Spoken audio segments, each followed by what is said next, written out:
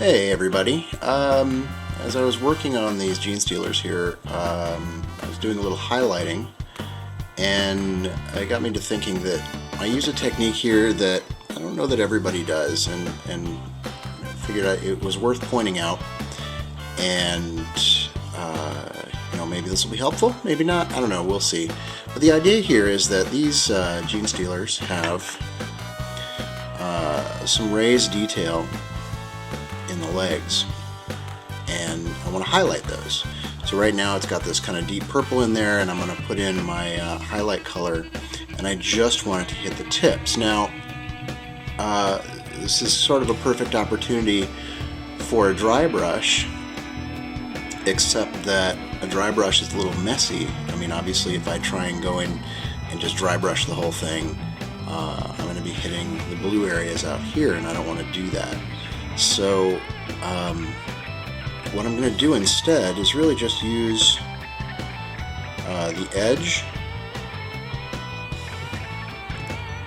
of the brush. I'm going to take my brush, I'm going to get most of the paint off of here. This is going to work a lot like a dry brush. Yeah, I'm using my thumb.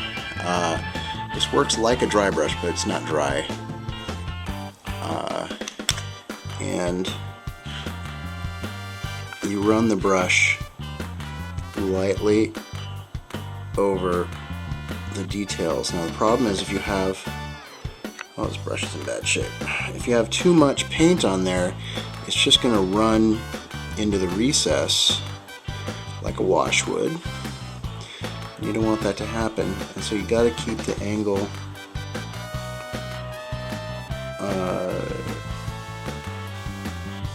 as flat as possible. And look at that. So there it is. There's the detail, and it pops right out. So again, it's sort of like doing a dry brush, but you're not using a dry brush. You're just using a brush with most of the liquid paint off of it, so that it doesn't run into the recesses.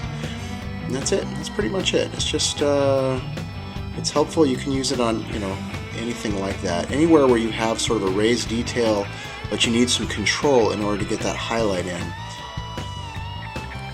So yeah, anywhere where you need that extra control in order to add your highlight, you can use it. So just never forget that you don't have to go and sort of target each one of those things. A lot of people will look at that. In fact, I still do this. When I look at something like this, I'm like, oh, how am I going to hit each one of those lines? Well, you don't have to.